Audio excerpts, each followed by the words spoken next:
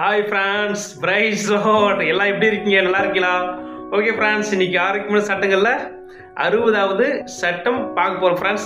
என்ன சட்டம்னா, இயேசு கிறிஸ்துவின் மீட்பின் செய்தி. கர்த்தராகிய இயேசு கிறிஸ்துவின் மீட்பின் செய்தி. ஓகே ஃப்ரான்ஸ், நம்ம எப்போது போல் ஒரு குட்டி பாட்டு பாட போகிறோம், ஒரு குட்டி வசனம் வாசிக்க போகிறோம், ஒரு குட்டி கருத்து பார்க்க போகிறோம் ஃப்ரெண்ட்ஸ். வாங்க நம்ம எல்லாம் சேர்ந்து நம்ம பாடலாம் ஃப்ரெண்ட்ஸ். வாங்க. எந்த நிழலை என்னை விட்டு பிரிக்க முடியாது, அது போல தான் ஏசையா உம்மையும் என்னையும் பிரிக்கவே முடியாது. பணத்தாலும் பொருளாலும் புகையாலும் எவராலும் பிரிக்கவே முடியாது. நான் கெட்டு போகாமல் இருப்பதற்காக நாதாவும் ஜீவன் தந்தீரே. நான் கெட்டு போகாமல் இருப்பதற்காக நாதாவும் ஜீவன் தந்தீரே. இவ்வளவாய் என்னில் அன்பு கூர்ந்தீரே, இவ்வளவாய் நானும் சொல்லி மகிழ்வேன். இவ்வளவாய் என்னில் அன்பு கூர்ந்தீரே, இவ்வளவாய் நானும் சொல்லி மகிழ்வேன். எந்த நிழலை என்னை விட்டு பிரிக்க முடியாது, அது போல தான் ஏசையா உம்மையும் என்னையும் பிரிக்கவே முடியாது.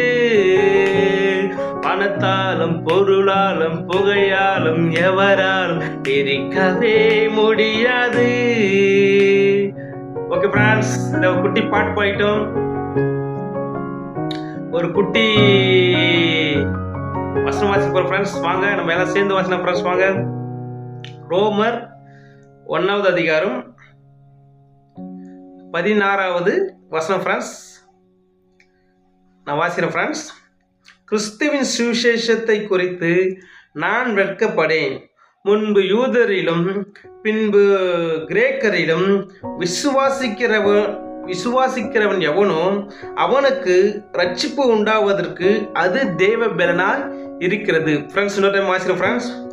ரோமர் 1வது அதிகாரம் 16வது வசனம் ஃப்ரெண்ட்ஸ்.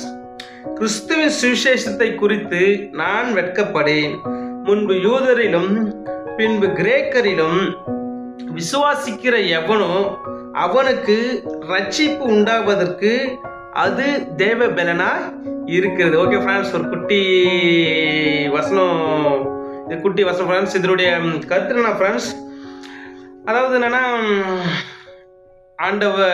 கர்த்தராகிய இயேசு கிறிஸ்துவ சொந்த இரட்சகரா சொந்த கடவுளா ஏற்று கொண்ட மக்களுக்கும் ஏற்று கொள்ள விருப்பம் உள்ள மக்களுக்கும் இது இந்த சுவிசேஷம் தேவ பலனா இருக்கிறது அப்படின்னு சொல்லிட்டு இந்த பவுல் இந்த வசனம் சொல்றாங்க. இந்த வசனத்தோட கருத்து தான் ஃப்ரெண்ட்ஸ். அதாவது என்னன்னா, ஏசப்பா பிள்ளைங்களுக்கும் சரி, இல்லை ஏசப்பாவை ஏற்றுக்கொள்ளாத பிள்ளைங்களுக்கும் சரி, எல்லாருக்குமே ரட்சிக்கப்பட்டவருக்கும் ரட்சிக்கப்படாத எல்லாருமே யாரெல்லாம் இந்த சுவிசேஷத்தை ஏற்றுக்கொள்றாங்களோ கேட்குறாங்களோ அது அவங்க ரட்சிப்புனா ஆத்மா மீட்பு. நம்ம மரிச்சு பிறக்கும் பரலோகத்தில் நம்ம போயிட்டு அங்கே போய் யுகமாக கடலோட சதாகாலம் வாழ போகிறோம். இந்த பூமியிலே அவரோட வாழ போகணும். ஒரு விடுதலையுள்ள வாழ்க்கை. கிறிஸ்தவ வாழ்க்கை என்பது ஒரு விடுதலை, பாடுகள்லேருந்து வாழ்க்கை தான். அது முடிவில் விடுதலையான வாழ்க்கை, ஒரு முழு சுதந்திரமான ஒரு வாழ்க்கை.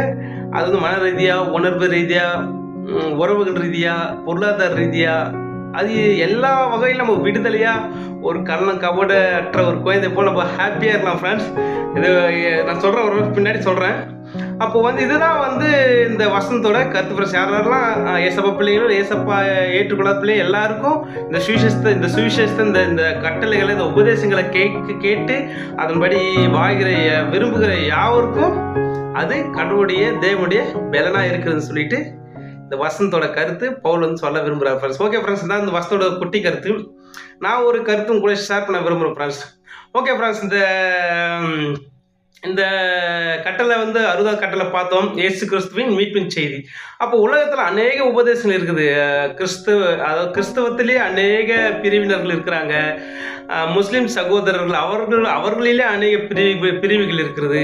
அப்புறம் இந்துக்கள் சகோதரர்கள் பார்த்தோம், அவங்க கட்டிய நிறைய ஜாதிகள் இருக்குது, பிரிவினைகள் இருக்குது, கடவுள்கள் இருக்கிறாங்க. அது மாத்திரம் இல்லை ஃப்ரெண்ட்ஸ், இன்னும் புத்திஸ் இருக்காங்க, இன்னும் ஜெயின், எவ்வளோ உலகத்தில் அநேக லட்சக்கணக்கான தெய்வங்களை எல்லாரும் என்ன பண்ணுறாங்க ஃப்ரெண்ட்ஸ், வணங்குறாங்க. எல்லாரும் அதை ஃபாலோ பண்ண, அந்த உபதேசங்களை, அந்த சட்டத்திட்டங்களை ஃபாலோ பண்ணுறாங்க ஃப்ரெண்ட்ஸ். என்னுடைய கருத்து நான் ஃப்ரெண்ட்ஸ், நான் வந்து மற்ற உபதேசம்லாம் வந்து தப்பு, என் உபதேசம் கரெக்ட் அப்படின்னு சொல்ல விரும்புகிறேன் ஃப்ரெண்ட்ஸ். நான் வந்து அந்த நான் ரட்சிக்கப்பட்ட, அதாவது ஏசப்பாவுடைய ரட்சிக்கப்பட்ட குடும்பம் கிடையாது. எங்கள் பேக்ரவுண்டு ரட்சிக்கப்பட்ட குடும்பம் கிடையாது ஃப்ரெண்ட்ஸ். கடவுளை உண்மையான கடவுள் தேட ஆரம்பித்து, உண்மையான ஒரு சமாதானத்தை, சந்தோஷத்தை தேட ஆரம்பித்து நான் கண்டுபிடிச்ச ஒரு உபதேசம் என்னன்னா இந்த பைபிள் தான் ஃப்ரெண்ட்ஸ். பைபிள்லேயே அநேக பிரிவுகள் இருக்குது. யாரும் சொல்லிட்டு ஃப்ரெண்ட்ஸ், பைபிளில் பவுலுடைய உபதேசத்தின்படி எல்லா ஆரோக்கியமான சட்டத்திட்டங்களை நான் தேர்ந்தெடுத்து அதன்படி நான் வாழும்போது விடுதலைனா வாழ்க்கை வாழ ஃப்ரெண்ட்ஸ். இதெல்லாம் வந்து நான் எக்ஸ்பீரியன்ஸ், இது கிட்டத்தட்ட ஒரு நான் ரட்சிக்கப்பட்டு கிட்டத்தட்ட 20 வருஷத்துக்கு மேலே அது ஃப்ரெண்ட்ஸ். இந்த 20 வருஷமாக நான் கற்றுக்கொண்ட, நான் அனுபவிக்கிற சந்தோஷம், சமாதானம், நிம்மதி எல்லாமே உங்களுக்கு ஷேர் பண்ண விரும்புகிறேன் ஃப்ரெண்ட்ஸ். ஓகே ஃப்ரெண்ட்ஸ், அப்போது மற்ற உபதேசம், மற்ற மார்க்கங்கள், முஸ்லீம் சகோதரர், இந்துக்கள் சகோதரர்கள், அப்புறம் புத்திஸ்ட் சகோதரர்கள், ஜெயின் சகோதரர், யாரோட இருக்கிற எல்லா உபதேசத்தை விட நான் என்னுடைய கருத்தில், என்னுடைய தரப்பில் இந்த பைபிள் இருக்கிற இயேசு கிறிஸ்து மீட்பின் செய்தி, இயேசு கிறிஸ்துவின் உபதேசம் மேன்மையான உபதேசம்னு சொல்லிட்டு நான் அறிஞ்சுக்கொண்ட ஃப்ரெண்ட்ஸ். இதை தான் கூட ஷேர் பண்ண விரும்புகிறேன் ஃப்ரெண்ட்ஸ். ஏன்னா நான் வந்து என் பேக்ரவுண்ட் வந்து கிறிஸ்தவ பேக்ரவுண்ட் கிடையாது. எங்கள் குடும்பத்திலே நான் தான் ஃபஸ்ட்டு ரட்சிக்கப்பட்டு சப்போஸ் வந்து ரட்சகரை ஏற்றுக்கொண்டு சாதனை ஏற்றுக்கொள்ள ஃப்ரெண்ட்ஸ். அநேக ஆய்வுகள், அநேக ஆராய்ச்சிகள் எல்லாம் செய்து தான் நான் அந்த உபதேசம் பைபிள் மட்டும் அநேக உபதேசம் இருக்குது. அதில் ஆரோக்கியமான சட்டங்கள் சொல்லிட்டு ஆரோக்கியமான உபதேசத்தை நான் அதை புரிஞ்சுக்கொண்டு, அதை ஏற்றுக்கொண்டு, அதுபடி நான் வாழும்போது விடுதலையான வாழ்க்கை வாழ ஃப்ரெண்ட்ஸ். இதுதான் கூட ஷேர் பண்ண விரும்புகிறேன் ஃப்ரெண்ட்ஸ். ஓகே ஃப்ரெண்ட்ஸ், அப்போது மற்ற உபதேசம் உள்ள வித்தியாசம் என்ன ஃப்ரெண்ட்ஸ்? எல்லா உபதேசமும் கரெக்ட் தான். எல்லா உபதேசமும் நம்ம ஒழுக்கமாக, நேர்மையாக, உண்மையாக, ஒரு நீதிமானா, உத்தமர்களா, ஒரு தர்மம் ஒரு வாழ்க்கை, தர்மம் சார்ந்த வாழ்க்கை, அதர்மத்தை வெறுத்து, தீமையை வெறுத்து, துன்பத்தை வெறுத்து, அப்படி தான் வந்து எல்லா மார்க்கங்களும் சொல்லுது ஃப்ரெண்ட்ஸ். ஆனால் எல்லா மார்க்கங்களும் சொல்லுது, ஆனால் எல்லா மார்க்கத்தோட பைபிள் வந்து இயேசு கிறிஸ்து உபதேசம் மேன்மையான உபதேசம் நான் அறிஞ்சுக்கொண்டேன் ஃப்ரெண்ட்ஸ். அதனால் அதான் கூட ஷேர் பண்ண விரும்புகிறேன் ஃப்ரெண்ட்ஸ். என்னன்னா, அப்போது மற்ற உபதேசம் என்ன வித்தியாசம் சொல்லுங்க பிரதர்னு சொல்லலாம். நீங்களே கேட்கலாம் ஃப்ரெண்ட்ஸ். ஓகே ஃப்ரெண்ட், அதை சொல்ல விரும்புகிறேன்.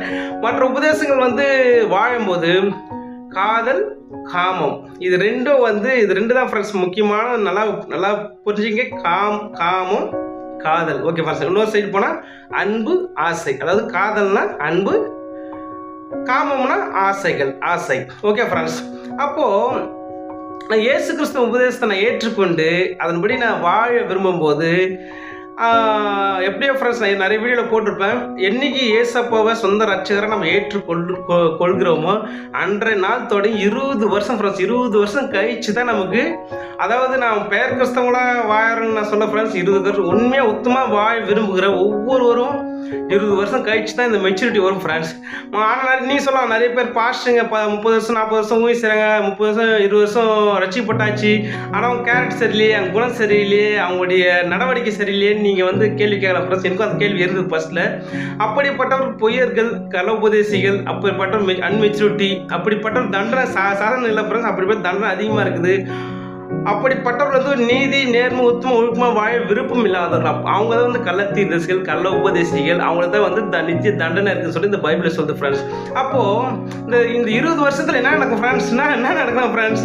20 வருஷத்தில் பார்த்தா ஃபஸ்ட்டு 10 வருஷம் பார்த்தீங்கன்னா, ஒரு எக்ஸாம்பிளுக்காக சொல்கிறேன் ஃப்ரெண்ட்ஸ். ஃபஸ்ட்டு 10 வருஷம் பார்த்தீங்கன்னா, நம்ம என்னைக்கு ஏசப்பை ஏற்றுக்கொண்டு ஃபஸ்ட்டு 10 வருஷம் பார்த்தீங்கன்னா, நம்ம மாம்ச இச்சைகள், அது பெண்ணிச்சை இருக்கலாம், இல்லை பெண்கள் ஆசைப்படலாம், அல்லது பணம் ஆசைப்படலாம். இந்த சட்டத்திட்டங்கள்லாம் ஆசைகள் வரும் ஃப்ரெண்ட்ஸ். பெருமை வரும், நில ஆசை வரும், அப்புறம் பொறாமை வரும், அதுக்கப்புறம் லஞ்சம் வாங்க, அதான் லஞ்சம், தீமையை விரும்புகிற எண்ணங்கள், தீமை எல்லாம் இந்த கட்டளைகள்லாம் நம்ம இந்த கட்டளை பார்த்து வரும்போது உங்களே தெரியும் ஃப்ரெண்ட்ஸ். இதெல்லாம் வந்து அலை போல போகும். ஃபஸ்ட்டு ஒரு 10 மாதம் அலை போல மாம்சத்து நிச்சயங்கள் வந்து நான் இந்த சட்டங்கள்லாம் பார்த்து, இந்த 100 சட்டங்கள் போடுறோம் ஃப்ரெண்ட்ஸ். இந்த 100 சட்டங்களுடைய ஆசைகள் என்ன பண்ணும்? காமம் தாக்குன்னு இதயத்தையும் மனதையும் உணர்வையும் உடல் ரீதியா சூழ்நிலை ரீதியா புலதர் எல்லாம் வந்து கலை போல அந்த ரட்சிக்கப்பட்ட பின்பு 10 வருஷம் அந்த போராட்டம் அநேகம் பிசாசு கொண்டு வருவோம் ஃப்ரெண்ட்ஸ். அநேக மாம்சமாக நம்ம தூண்டும். ஓகே ஃப்ரெண்ட்ஸ், ஓகே, இது 10 வருஷம் அலை போல வந்து மோதும். அதாவது இது ஏதோ பெரிய போராட்டம், உங்களுக்கு புரிய நினைக்கிற பெரிய போராட்டம், பெரிய ஒரு யுத்த காலம். இது சிந்தை ஒரு யுத்த காலம் சொல்றாங்க. சிந்தையில மன ரீதியா உடல் ரீதியா உணர்வு ரீதியா எல்லாம் பெரிய போராட்டம், பெரிய அதாவது வாழ்வா சாவா அப்படி ஒரு பெரிய போராட்டம். ஒரு அந்த ஆசைகள் கண்ட்ரோல் பண்ணவே முடியாது ஃப்ரெண்ட்ஸ். அதாவது என்னன்னா ஒரு என்ன சொல்றது, ஒரு பெரிய போராட்டம், பெரிய யுத்த காலம், ஒரு வாய்வா சாவா போல. அது மாத்திரம் இல்லை ஃப்ரெண்ட்ஸ், என்னன்னா பெரிய ஒரு ஏக்கங்கள், வாஞ்சைகள், ஆசைகள் அலை போல் நம்மளை வந்து மோத ஃப்ரெண்ட்ஸ். ஒரு 10 வருஷம், அடுத்த ஒரு 5-10 வருஷம் பார்த்தீங்கன்னா பரிசுத்தாவியானவர் வந்து அவர் இடைப்படுவார். அவர் உள்ள என்னைக்கு நம்ம ஏற்றுக்கொண்டோமோ, என்னைக்கு ஏசப்போ சொந்த ரட்சகராக நம்ம மனசை ஏற்றுக்கொண்டோமோ அன்றைக்கே